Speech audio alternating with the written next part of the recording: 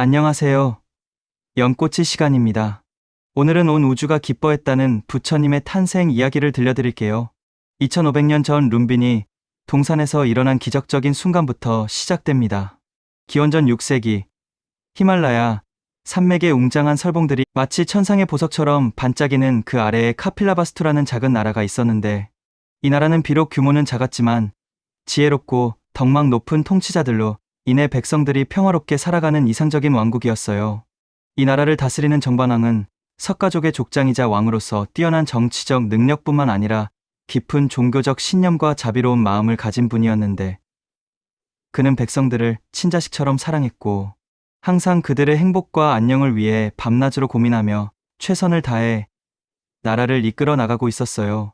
그런 정반왕에게는 마야라는 이름의 왕비가 있었는데, 마야 부인은 단순히 외모가 아름답다는 것을 넘어서서 마음씨가 곱고 지혜로우며 자비로운 성품을 가진 분으로 왕비라는 지위에 걸맞게 백성들을 어머니처럼 사랑하고 보살피는 것으로 유명했어요. 특히 가난하고 어려운 사람들을 도와주는 일에 열심이었고, 병든 사람들을 위해 약을 구해다 주거나 직접 간병을 해주기도 했으며, 고아들이나 과부들을 위한 구제 사업에도 적극적으로 참여했어요.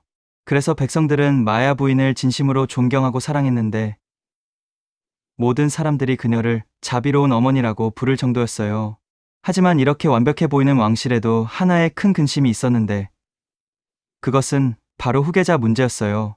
정반왕과 마야 부인은 결혼한 지 꽤 오랜 시간이 지났지만 아직 아이가 생기지 않았고, 이는 단순히 개인적인 슬픔을 넘어서 왕실의 계승과 나라의 미래에 관한 중대한 문제이기도 했어요. 두 분은 이 문제 때문에 깊은 고민에 빠져 있었는데, 매일 아침 일찍 일어나서 궁궐 안의 신전에 나가 간절한 마음으로 기도를 올리는 것이 일상이 되어 있었어요. 특히 마야 부인은 여성으로서 후계자를 낳지 못한다는 것에 대해 깊은 책임감과 죄송함을 느끼고 있었는데, 때로는 혼자서 몰래 눈물을 흘리며 자신의 처지를 한탄하기도 했어요. 그러던 어느 날 밤, 마야 부인은 평생 잊을 수 없는 신비롭고도 장엄한 꿈을 꾸게 되었는데, 꿈속에서 갑자기 하늘이 무지개빛 찬란한 빛으로 가득 차더니 그 빛 사이로 6개의 하얀 상아를 가진 거대하고 위엄 있는 코끼리가 천천히 구름을 타고 내려오는 것을 보았어요. 그 코끼리는 일반적인 코끼리와는 전혀 달랐는데, 온몸이 눈처럼 하얗고 순결했으며 몸에서는 은은한 빛이 나오고 있었고, 특히 그 눈빛은 무한히 자비롭고 지혜로워서 마치 모든 것을 이해하고 포용하는 듯한 느낌을 주었어요. 코끼리는 마야 부인을 향해 다가오면서 마치 오래전부터 그녀를 알고 있었던 것처럼 친근하고 따뜻한 표정을 지었는데, 그 순간 마야 부인의 마음속에는 말로 표현할 수 없는 평화로움과 기쁨이 밀려왔어요.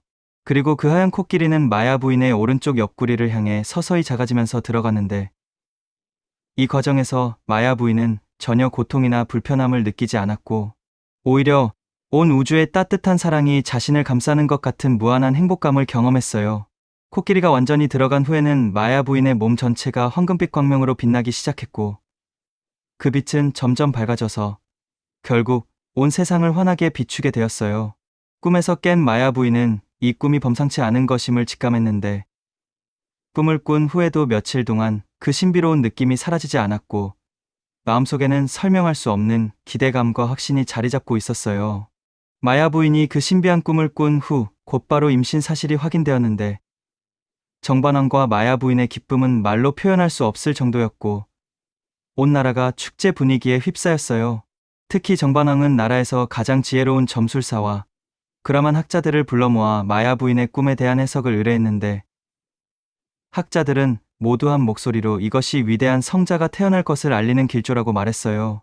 그들의 설명에 따르면 하얀 코끼리는 순결함과 지혜를 상징하는 것으로, 6개의 상아는 육바라밀을 의미하며 이는 태어날 아이가 완전한 깨달음을 성취할 보살임을 나타낸다고 했어요.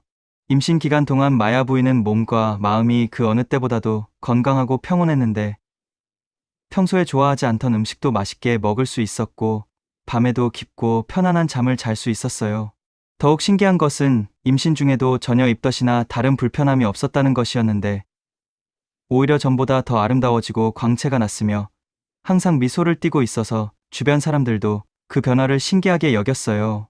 또한 마야 부인 주변에는 항상 은은한 향기가 감돌았는데, 이는 어떤 향료나 꽃향기와도 다른 천상의 향기였다고 전해져요. 10달이 거의 다 되어갈 무렵, 당시 인도의 관습에 따라 마야 부인은 친정으로 돌아가서 출산을 준비해야 했는데, 친정은 데바다라는 곳에 있어서 카필라바스투에서 상당한 거리가 있었어요. 정반왕은 사랑하는 왕비와 뱃속의 아이의 안전을 위해 최고급 가마를 특별히 제작하도록 했는데, 그 가마는 온갖 보석으로 장식되어 있었고 쿠션도 가장 부드러운 비단으로 만들어져서 길고 험한 여행에도 불편함이 없도록 세심하게 배려되어 있었어요. 또한 가장 숙련된 가마꾼들과 믿을 만한 시녀들, 그리고 무예가 뛰어난 호위 병사들을 함께 보냈는데, 무엇보다 왕비의 건강을 돌볼 수 있는 궁중 의원도 동행하도록 했어요. 여행 첫날부터 날씨는 완벽했는데 따뜻한 햇살이 내리쬐고 있었지만 너무 덥지 않았고 시원한 바람이 불어와서 여행하기에 최적의 조건이었어요. 길을 가는 동안 마야 부인은 창밖으로 보이는 아름다운 자연 풍경을 감상하며 마음속으로 곧 태어날 아이에 대한 기대와 사랑을 키워나갔는데, 특히 들판에서 평화롭게 풀을 뜯고 있는 소들이나 자유롭게 날아다니는 새들을 보며 자신의 아이도 이런 평화로운 세상에서 행복하게 자라기를 바라는 마음이 간절했어요. 여행 도중에 일행이 룸빈이라는 동산에서 휴식을 취하게 되었는데, 이곳은 자연이 만들어낸 천상의 정원 같은 곳으로 온갖 아름다운 꽃들이 사계절 내내 피어 있고 맑은 샘물이 흘러나오는 신성한 장소였어요. 룸빈이 동산은 특히 살라수들이 울창하게 우거져 있어서 무더운 날씨에도 시원한 그늘을 제공해 주었고, 이 나무들은 일반적인 살라수와는 달리 유난히 크고 아름다웠으며 잎사귀들이 바람에 살랑살랑 흔들릴 때마다 마치 천상의 음악처럼 아름다운 소리를 냈어요. 동산 곳곳에는 연꽃 연못들이 있어서 맑고 깨끗한 물 위에 피어난 연꽃들이 은은한 향기를 풍기고 있었고, 온갖 새들이 이곳에 모여들어 아름다운 노래를 부르며 마치 마야 부인의 방문을 환영하는 듯했어요. 마야 부인은 이 동산의 신비롭고 평화로운 분위기에 깊이 매료되었는데, 마치 이곳이 자신이 태어날 아이와 특별한 인연이 있는 곳이라는 느낌을 받았어요. 기원전 563년 4월 8일, 보름달이 하늘 높이 떠오른 신성하고도 아름다운 밤이었는데, 온 우주가 숨을 죽이고 무언가 위대한 일이 일어나기를 기다리는 듯한 고요함이 룸빈이 동산을 감싸고 있었어요. 마야 부인은 동산을 산책하던 중 유난히 아름답게 꽃이 핀 살라수 한 그루에 이끌려 다가가는데, 그 나무의 가지가 마치 자신을 부르는 것처럼 느껴져서 자연스럽게 손을 뻗어 가지를 잡았어요. 바로 그 순간 갑작스럽지만 전혀 고통스럽지 않은 진통이 시작되었고, 마야 부인은 이곳에서 아이를 낳게 될 것이라는 것을 직감했는데, 이상하게도 두려움보다는 오히려 깊은 평안함과 기대감이 마음을 가득 채웠어요. 시녀들은 갑작스러운 상황에 당황했지만 마야 부인만은 놀랍도록 차분하고 평온했는데, 마치 이 모든 것이 미리 정해진 운명이며 자신은 단지 그 역할을 수행하고 있을 뿐이라는 확신에 차 있었어요. 그리고 정확히 자정이 되는 순간 온 우주가 완전히 고요해지더니 그 고요함 속에서 위대한 생명이 이 세상의 모습을 드러내는데, 놀랍게도 아기는 일반적인 방식으로 태어난 것이 아니라 마야 부인의 오른쪽 옆구리에서 나왔어요. 이는 꿈에서 본 하얀 코끼리가 들어간 바로 그 자리였는데, 출산 과정에서 마야 부인은 전혀 고통을 느끼지 않았고 오히려 말할 수 없는 기쁨과 환희만이 있었어요. 아기가 태어나는 순간 온 우주에 걸쳐 놀라운 기적들이 연이어 일어났는데, 먼저 갑자기 하늘에서 두 줄기의 맑고 깨끗한 물이 쏟아져 내려왔어요. 한 줄기는 따뜻한 물이었고 다른 한 줄기는 시원한 물이었는데, 이 신비한 물들이 아기의 작고 연약한 몸을 부드럽게 씻어주었고 마치 천상의 신들이 직접 축복의 목욕을 시켜주는 것 같았어요. 그리고 더욱 놀라운 일이 벌어졌는데, 다 태어난 아기가 아무의 도움도 받지 않고 스스로 일어서더니 동서남북으로 7걸음을 걸었던 거예요. 한 걸음 한 걸음을 걸을 때마다 아기의 발이 닿는 곳에서는 찬란하게 빛나는 연꽃이 피어났는데, 이 연꽃들은 일반적인 연꽃과는 달리 황금빛 광채를 발하며 은은한 향기를 풍겼어요. 7번째 걸음을 걸은 후 아기는 당당하게 서서 오른손으로는 하늘을, 왼손으로는 땅을 가리키며 천지를 울리는 맑고 힘찬 목소리로 선언했어요. 천상천하 유아독존, 삼계계고 아당도지. 이 말은 하늘 위와 하늘 아래 모든 세계에서 오직 나만이 존귀하며 3계의 모든 중생이 고통받고 있으니 내가 마땅히 그들을 구원하겠다는 뜻이었는데, 이는 단순히 자신의 존귀함을 드러내는 것이 아니라 모든 중생이 본래 부처의 성품을 가지고 있다는 깊은 진리와 함께 모든 고통받는 존재들을 구원하겠다는 위대한 서원을 담은 선언이었어요.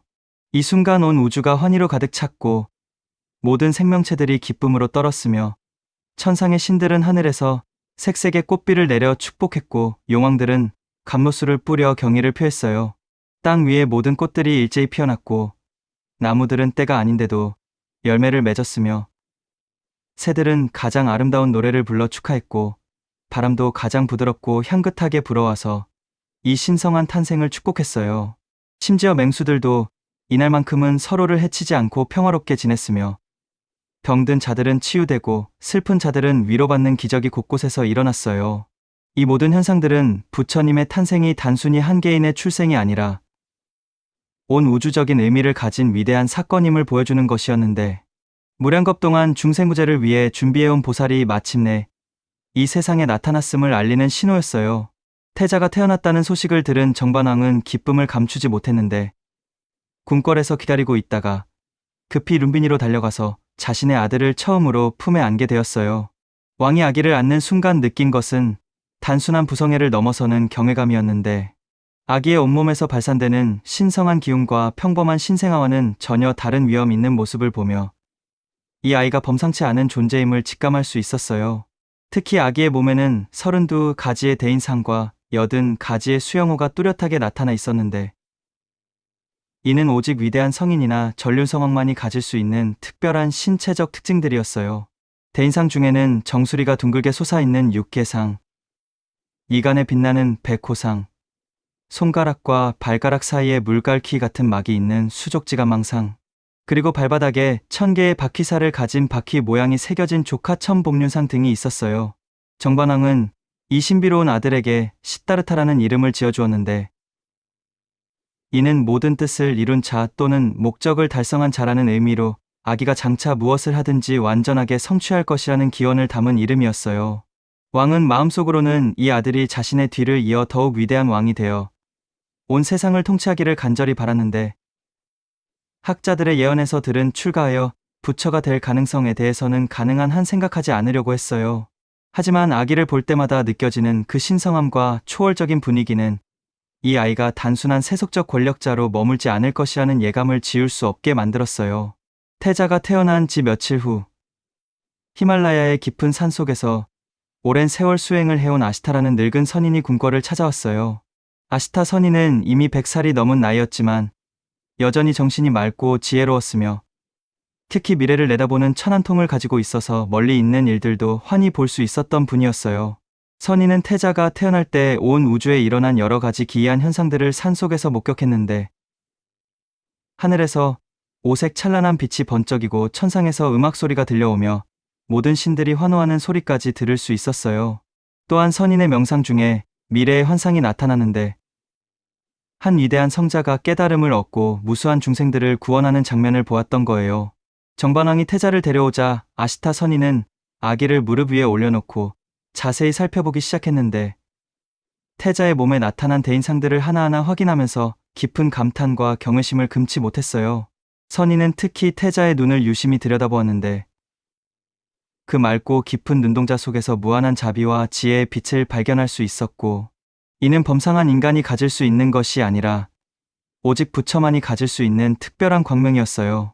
또한 태자의 이마에 빛나는 백호를 보면서 이 아이가 장차 모든 중생을 어둠에서 광명으로 인도할 것임을 확신했고 손바닥과 발바닥에 새겨진 법륜의 표시를 보면서 이 아이가 정법의 수레바퀴를 굴려 온 세상의 부처의 가르침을 전할 것임을 알 수 있었어요.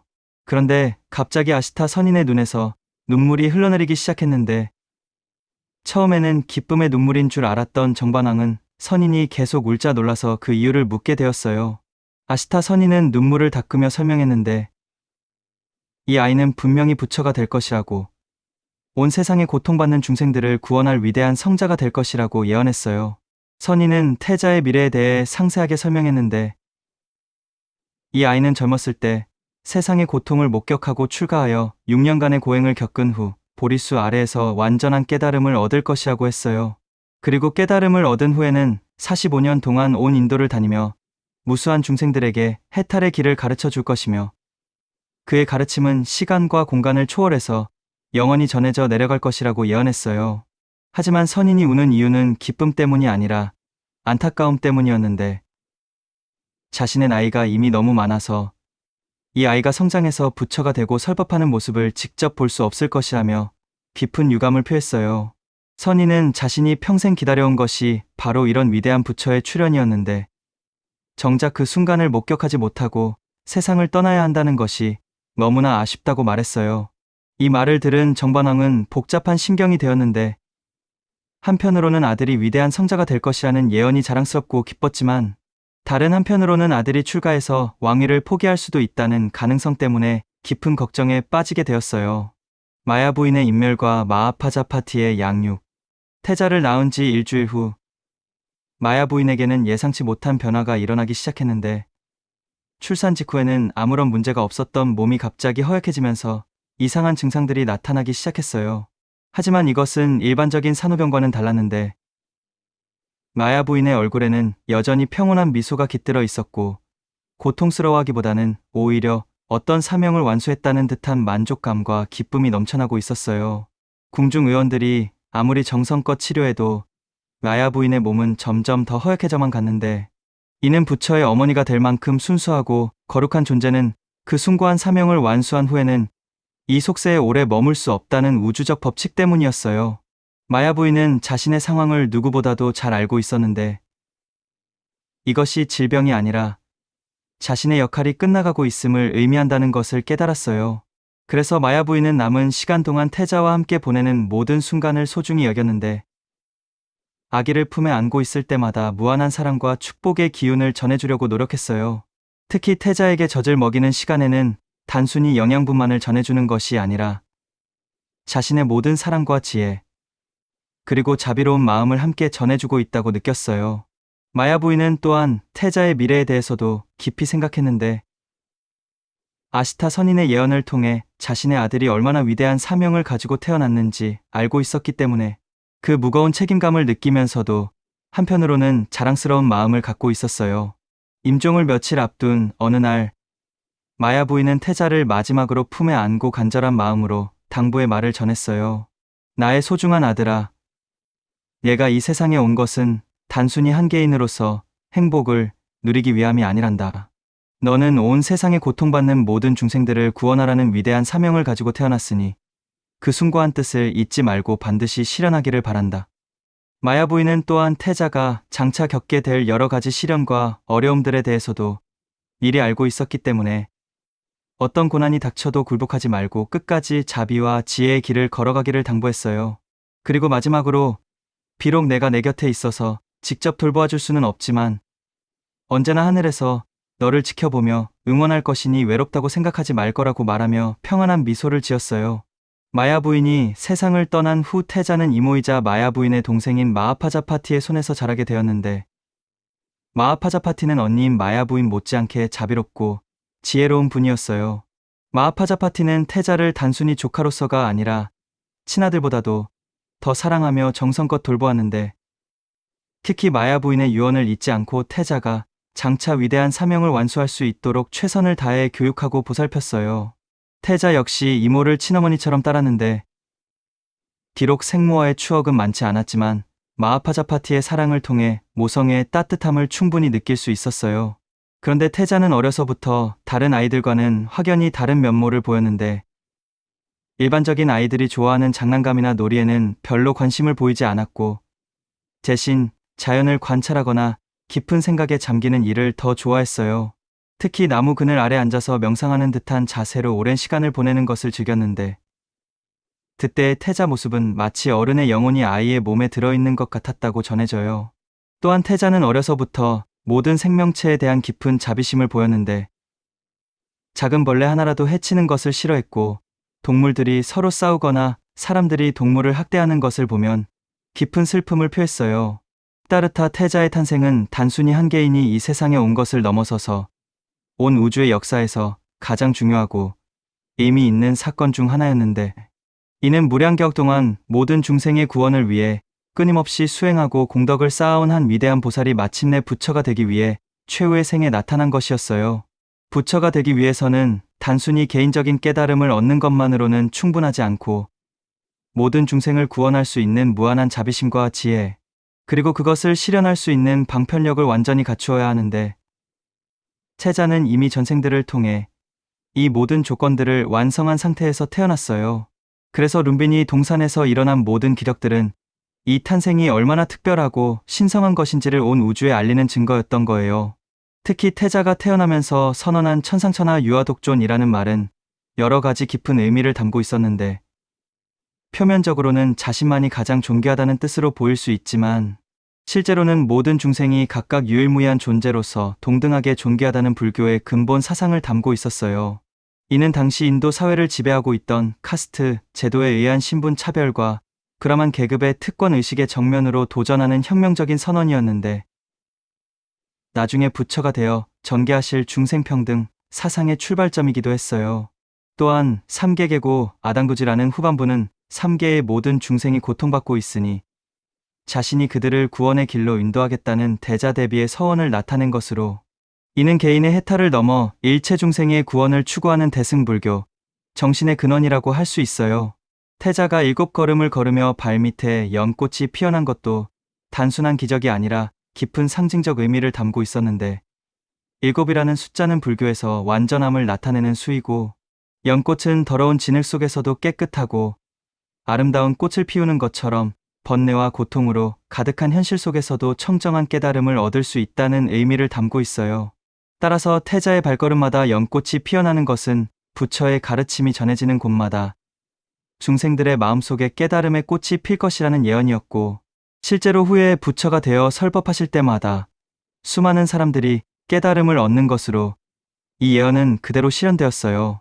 하늘에서 내려온 감로수로 태자의 몸을 씻어준 것도 이 탄생이 천상의 축복을 받은 신성한 사건임을 보여주는 것이었는데, 이는 태자가 이미 모든 업장과 번뇌를 완전히 정화한 청정한 존재임을 상징하는 것이기도 했어요.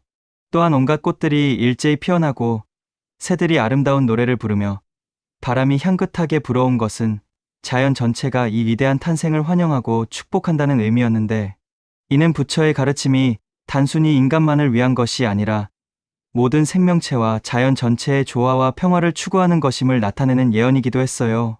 실제로 부처님은 후에 인간뿐만 아니라 동물들과 나무, 심지어 무생물에게까지 자비심을 베푸시며 모든 존재의 상호연관성과 상호의 존성을 가르치셨어요. 부처님의 탄생 이야기를 통해 우리는 생명의 탄생이 얼마나 신성하고 소중한 것인지를 새삼 깨달을 수 있는데, 부처님처럼 특별한 존재가 아니라 할지라도 이 세상에 태어나는 모든 생명은 각각 고유한 의미와 목적을 가지고 있으며 우주 전체의 조화와 발전에 기여할 수 있는 무한한 가능성을 품고 있다는 것을 알 수 있어요. 특히 현대를 살아가는 우리들도 각자가 가진 고유한 재능과 능력을 통해 주변 사람들과 사회 전체에 긍정적인 영향을 미칠 수 있다는 희망적인 메시지를 받을 수 있는데, 비록 부처님처럼 온 세상을 구원하는 위대한 일은 하지 못한다 하더라도 작은 자비와 사랑의 실천을 통해 우리 주변을 조금 더 아름답고 평화로운 곳으로 만들어갈 수 있다는 확신을 가질 수 있어요.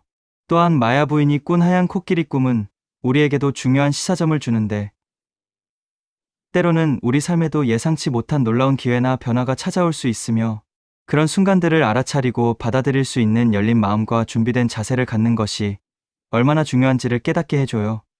마야 부인이 꿈을 통해 받은 계시를 단순한 환상으로 치부하지 않고 진지하게 받아들였기 때문에 위대한 부처의 어머니가 될 수 있었던 것처럼, 우리도 일상 속에서 만나는 크고 작은 영감들과 직감들을 소중히 여기고 그것들이 우리를 더 나은 방향으로 이끌어갈 수 있도록 마음을 열어두는 것이 필요해요.